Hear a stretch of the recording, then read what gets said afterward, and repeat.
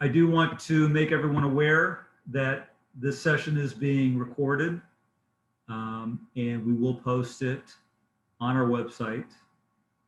And if you could use the chat function for any questions, we'll try to leave plenty of time to address any questions that you all have along the way. Otherwise, please just keep yourself muted and save any questions for the end of the presentation, please. So this is some of what we're going to talk about.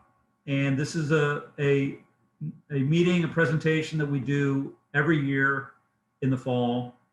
This is, for obvious reasons, a different type of meeting and presentation, including some things that we normally don't talk about. But this is sort of the laundry list of items that we're going to discuss tonight.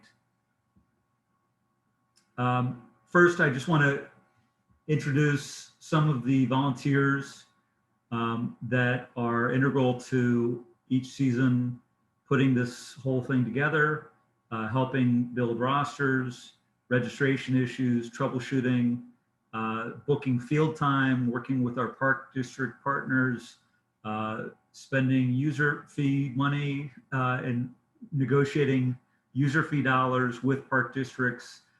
There's a whole slew of items that we as volunteers are doing behind the scenes that you may or may not be aware of.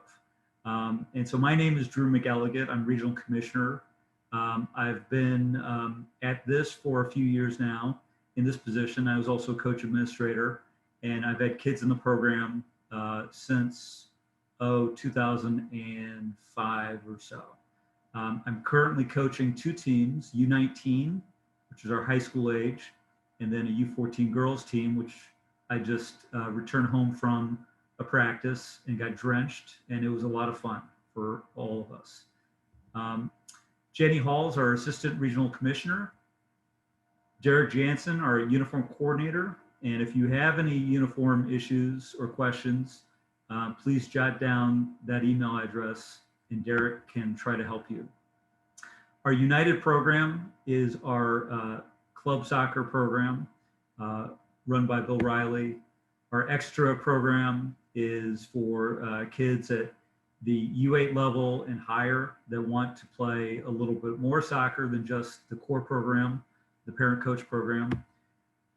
Our director of coaching, a professional coach who helps run our extra and United programming, Dean Aerosmith, and their coach administrators, Rory Barnwell and Ben Welch, and our treasurer, Anne Marie Hessian, and most importantly of all is Kevin Wallach. Kevin is a volunteer whose kids are long gone out of the program, and he is currently, unfortunately, our only volunteer who is laying out fields. And that makes him instantly the most important person in our organization, because without fields, it's hard to play soccer. To learn more about volunteering on our board, you see the website here. There are vacancies and roles that we certainly need help with, especially younger parents.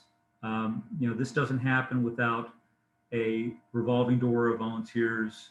I can't do this forever. Jenny can't do this forever. We need more and more parents and more young parents to get more involved.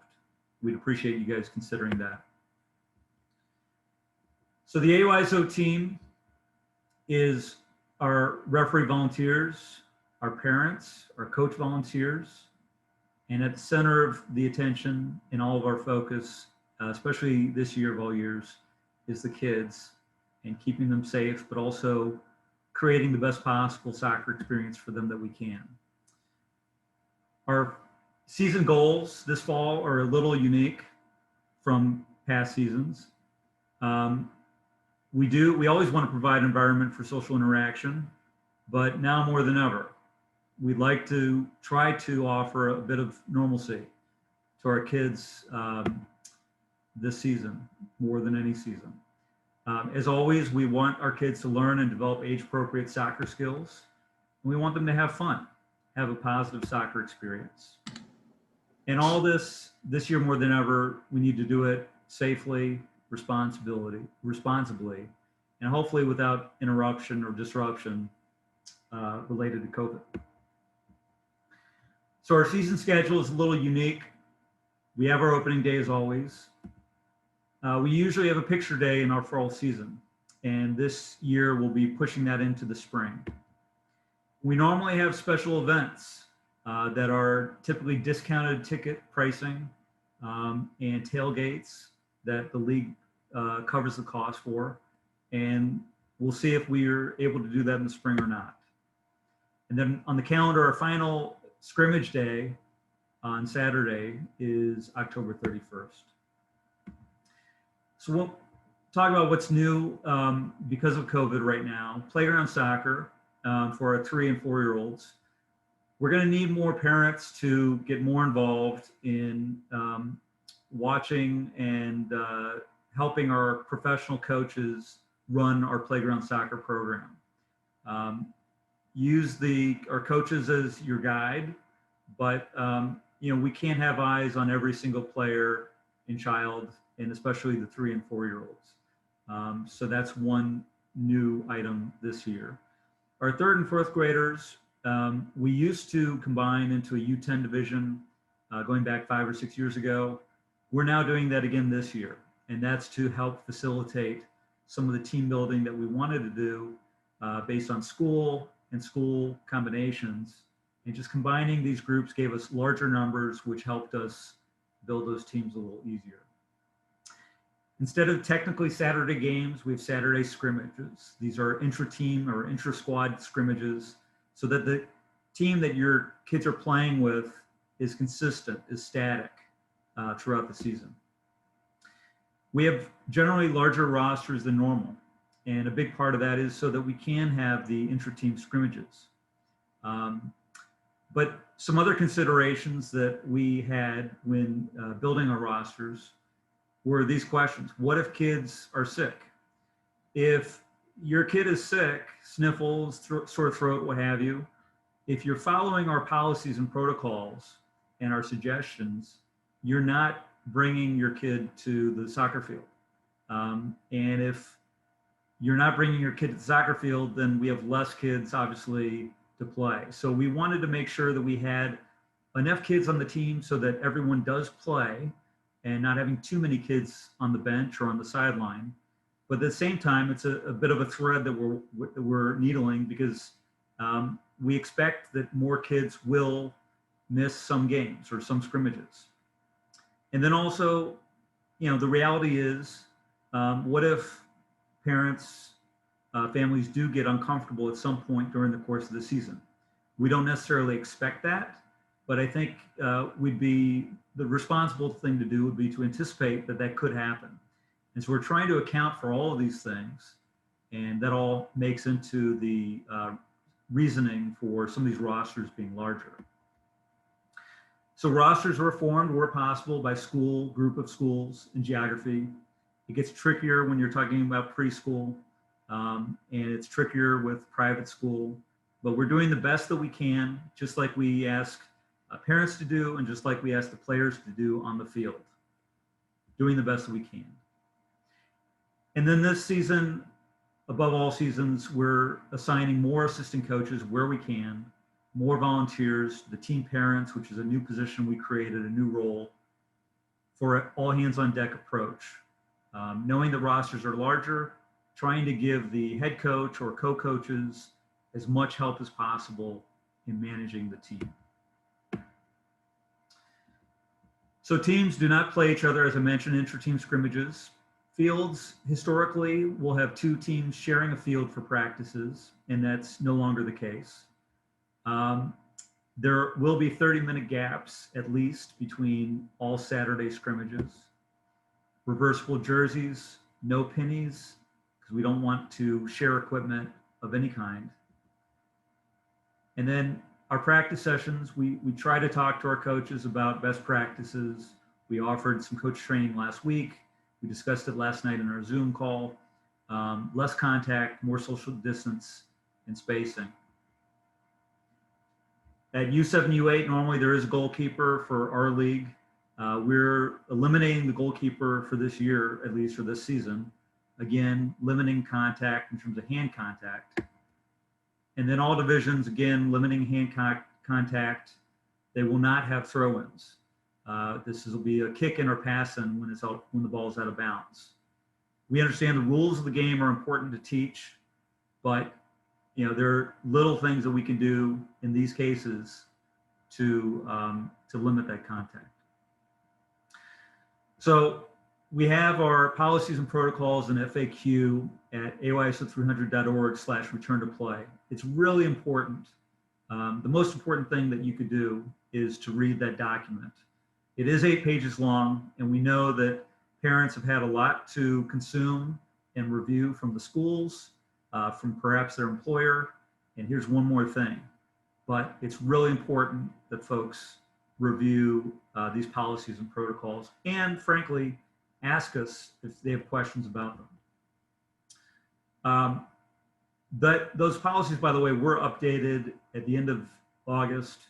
So that's version 2. In case you read them earlier in the year, earlier in the summer, version 2 has the updates notated in red. What else can we do, and what else are we doing?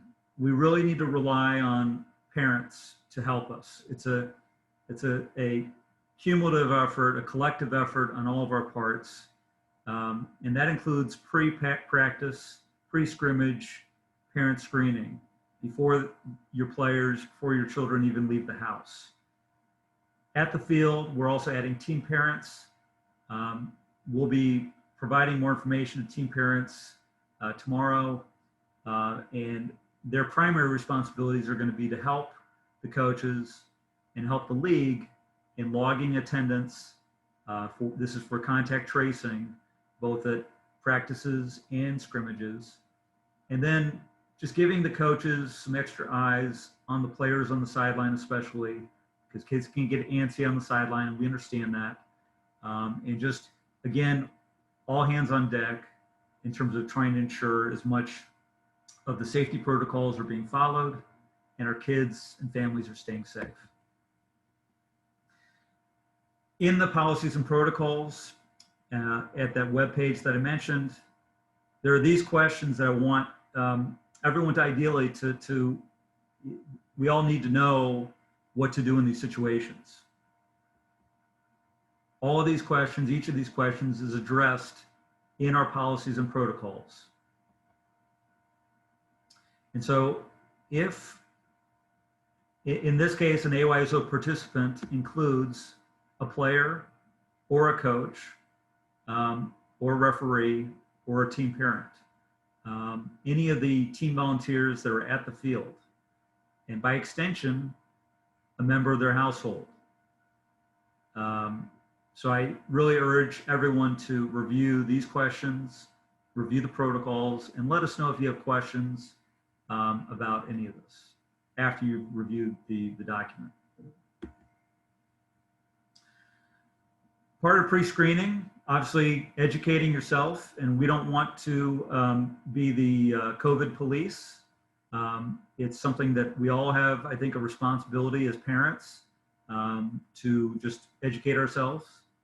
And these are resources. The state of Illinois has a youth sports guidelines and resources. We have links on our website for this, and it's also right here on the slide.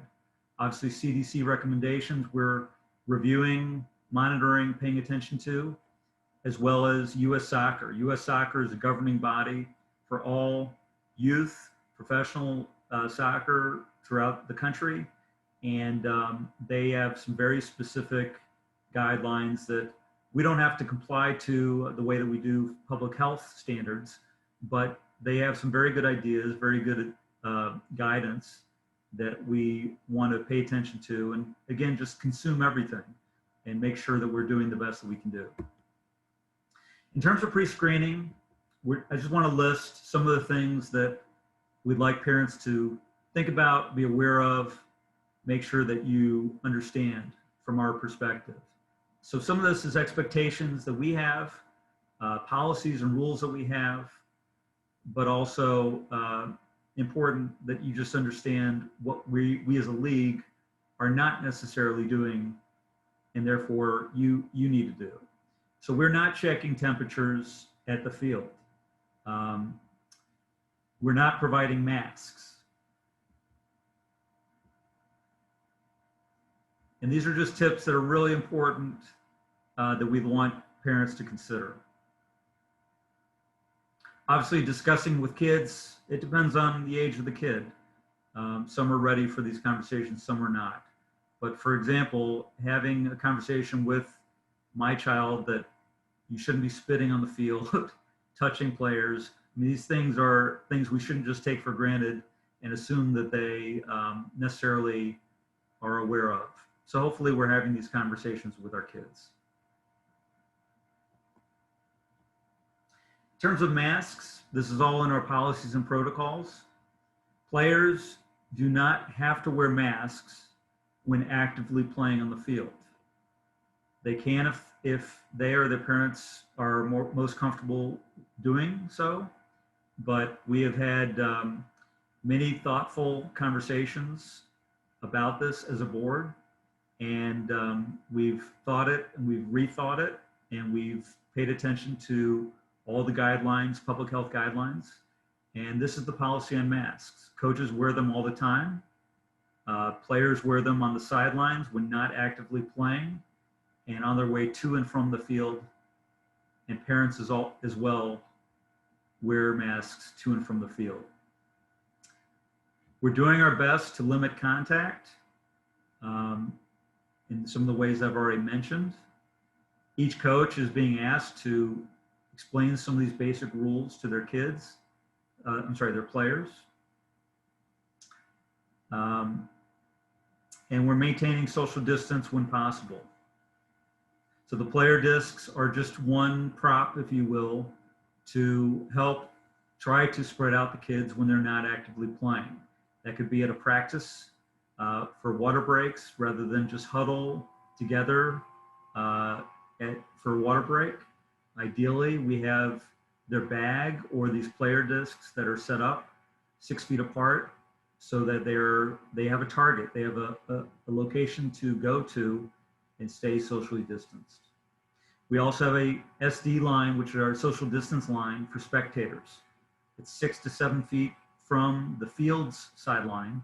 And then parents, per the protocols, need to also, per household, be spread out 6 to 7 feet apart from each other. No spectators at practices, limited spectators at scrimmages. For our older age group, we need to keep the total number of participants under 50. And that's going to mean that parents will have to stay in cars. In some cases, we'll be able to have one parent per player at the field. At younger divisions, we'll probably get by with 2 per player at the field. But unfortunately, this is just not a season to invite the extended family. It's just not practical for us to still comply with social distancing, with state guidelines. And again, everyone's trying to just keep things safe.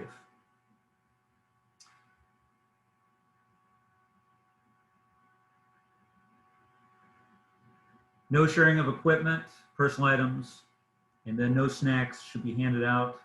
Something that some parents praise because they never like snacks to begin with, and others will hate because they think it's an important part of the experience. So we're not picking sides there. We're just saying it's a bad idea. In terms of limiting contact, we need to rule out snacks this year.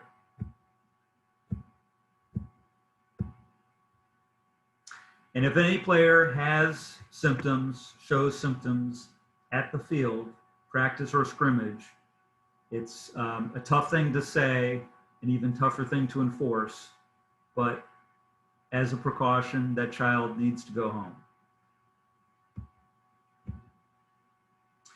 In terms of our practice sessions and team scrimmages, every year if there's any bad weather, any field issues that are going to cause cancellation, If a park district chooses to close fields, which will happen from time to time, we will update that information on our website. What we will not do is we won't typically send an email to the entire league. And this is because not every team is playing in the same park district.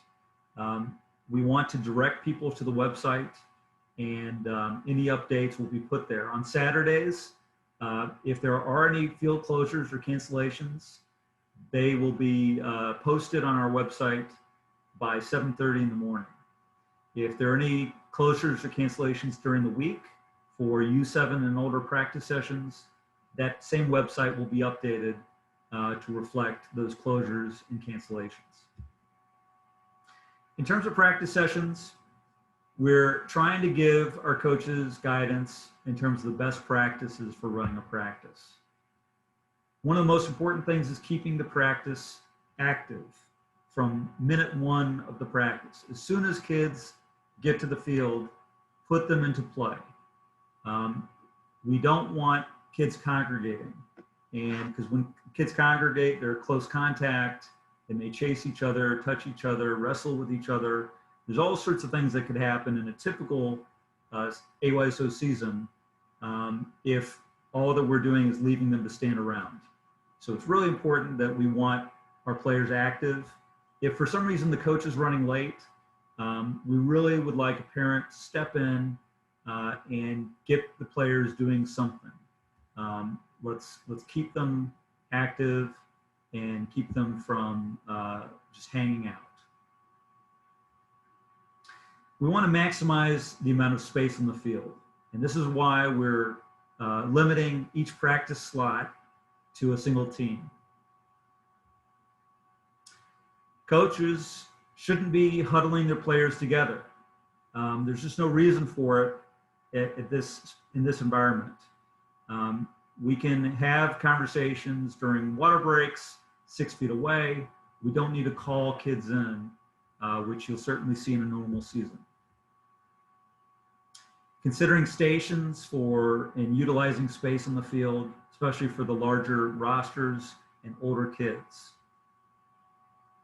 And there are resources for our coaches at this website. And then the coaching manual is an online tool we'll be releasing next week for all of our coaches, just to give them more tools, more ideas for how to run their practice session.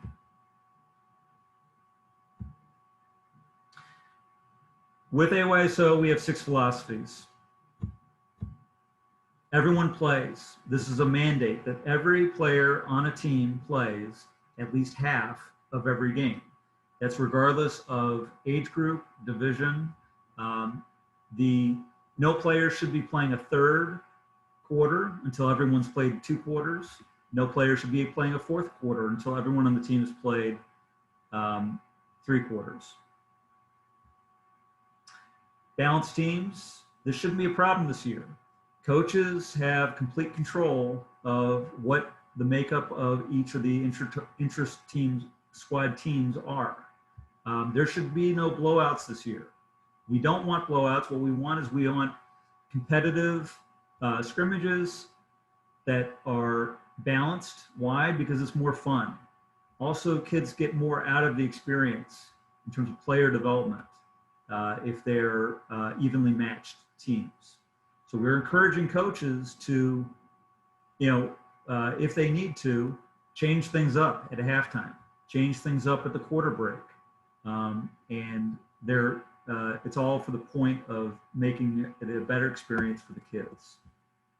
Open registration, no tryouts for our core program, positive coaching, no high fives, but still smiles from the coaches, still encouragement, still clapping. All these things are great support for our kids. Good sportsmanship is another AYSO philosophy. It starts with the adults. Player development, focusing on skill development and age-appropriate skill development. We don't need our U5 and our U6 players working so much on passing and shooting as much as just being comfortable with the ball at their feet. And so we want to focus on age-appropriate skill development depending on the division. Our resources here, public website, we try to really update it as best as we can. Sometimes we do better some weeks than others. We're trying to provide resources there. Our team website, AYSO300team.org, is where you registered your children. And that's where you also find a few different views of your schedule, as well as roster. And then our Facebook page, we need to do better in terms of being more active there. But this has been a crazy ramp up to the season, and we'll try to do better there in terms of being more active and more engaging. And so that's the presentation I have, and I hope I didn't go too fast for folks. I apologize if I did. And let's just take a look at our chat. If you have any questions and you haven't posted anything yet, feel free to go ahead and post something here. Can't hear. I hope that got better.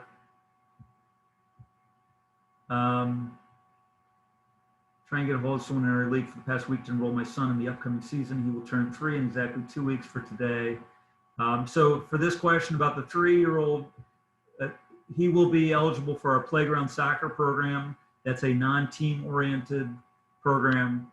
And if you email me at rc@ayso300.org, I can help you register him. So please shoot me an email, okay, Gabriella? Yes, that's me. So I can register him for the class that begins tomorrow? Yes. Okay. Should I have him ready to be on the field tomorrow with the rest of the group? Well, not tomorrow. Oh, tomorrow, the Friday session. Yes. Can you email me tonight? Sure, I can email you right now. I've been trying to get a hold of someone. We have some friends that are also playing in that session. Okay. And we want to get all the boys together. Yeah. rc@ayso300.org. Please shoot me an email. Okay. Okay, great. I'll address it tonight. Can you send me the email in the chat so I can shoot it right over? Oh, sure. Of course. Great. Thanks so much. Thank you. Sorry that no one got back to you. That's okay. I understand it's crazy times. Thank you. Yes, no snacks. Sorry, no snacks. It's a very contentious topic, by the way, sometimes. We can spend the next half hour on it if you really want, but no snacks. Our kids wear team colors to scrimmage. So we have, for the scrimmages, is for U5 and up, not playground. Playground, you just get a t-shirt. At U5 and up, we have reversible jerseys. There are multiple colors for different teams, but your team has either a blue, a green, etc. And then the reversible side of that is silver or gray. Thank you for the kind words. I appreciate it. Kids had a blast. I love to hear that. So did mine, I think, tonight when I had my practice. Do we need a soccer ball?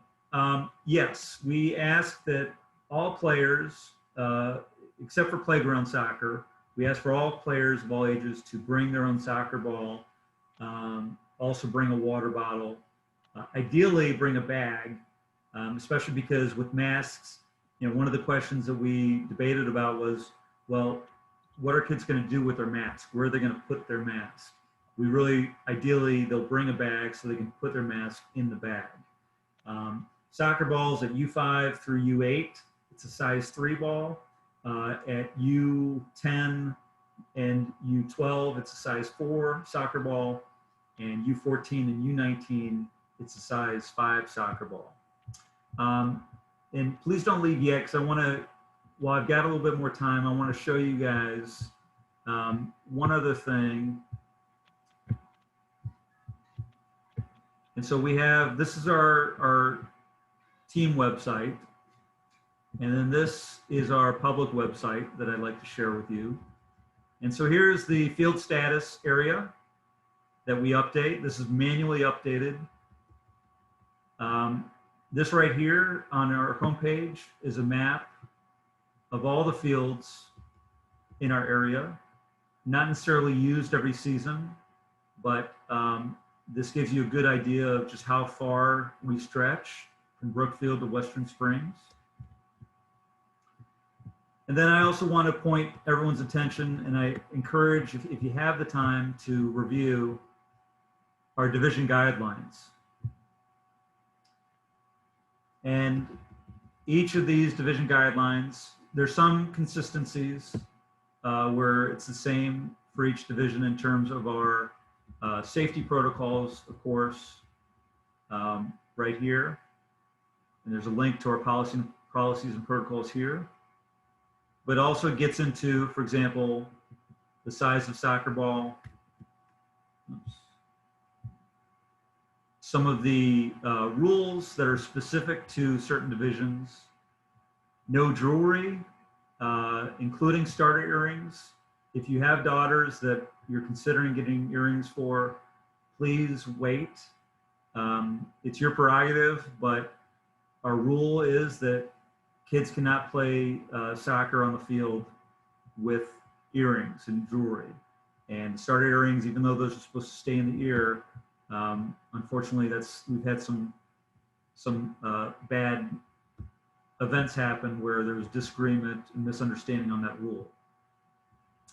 In terms of how many players on a field at once, for each of these division guidelines, there's more specific information there, as well as the duration of the scrimmages. In this case, U7, U8, they play 4 10-minute quarters in their scrimmage. And that's because at each quarter, there are substitutions, and that's because everyone plays. And we want to ensure that kids are not spending too much time on the sideline. Let's see if we have any more questions before we wrap up. Our scrimmages schedule is finalized for extra. That's a good question that I'm sorry I don't have the answer for. I'm assuming that because you're asking, they're not. And Relia Popovich, I can, if you're on this call, please chime in. But if he's not, I will, as soon as I get off this call, I will email Relia and see. My guess is that, they will start next week, and my guess is something will be coming out this weekend. And if anyone else has, I don't see any other questions, but are there any other questions that are out there, or did I not answer properly some of the questions that were asked?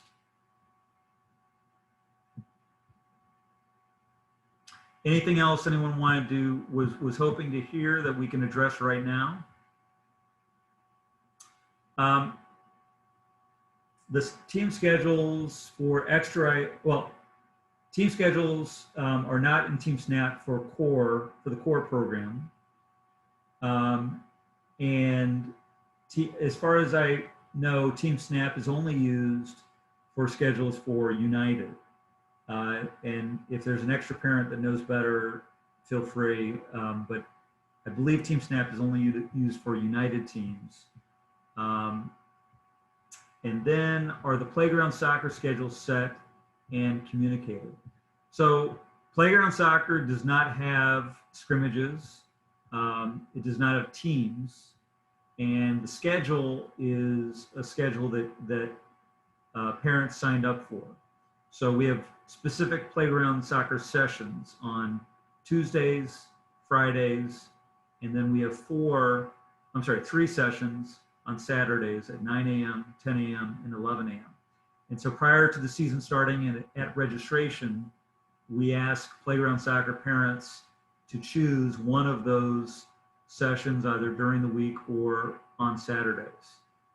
So hopefully that makes sense. And Diana, if you have any other questions about that, feel free to email me and I'll try to answer those questions. And I'm sorry if there's any confusion about that. Great, thanks. Sure. Anything else that I can answer for anyone at the moment? Okay. So thank you. We're doing our best, Eric. I appreciate the comment. Thanks to everyone for your support.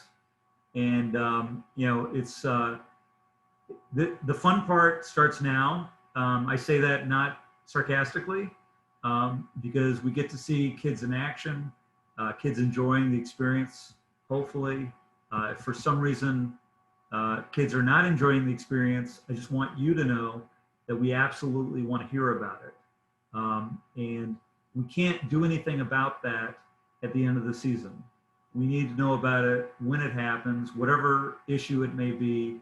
We may or may not be able to solve it or fix it, but I can guarantee you this, we can't even attempt to solve it if you don't tell us until October 31st. So we want to know, and we want your, we appreciate your help and all that, and we appreciate your support. So I want to say thank you for joining us. You know where to find me if you have any other questions or if I can do anything else for you. And have a great season and have a good night. Thank you. Thank you, Drew. This was awesome. Thanks. Appreciate it. Good night. Good night. Bye-bye.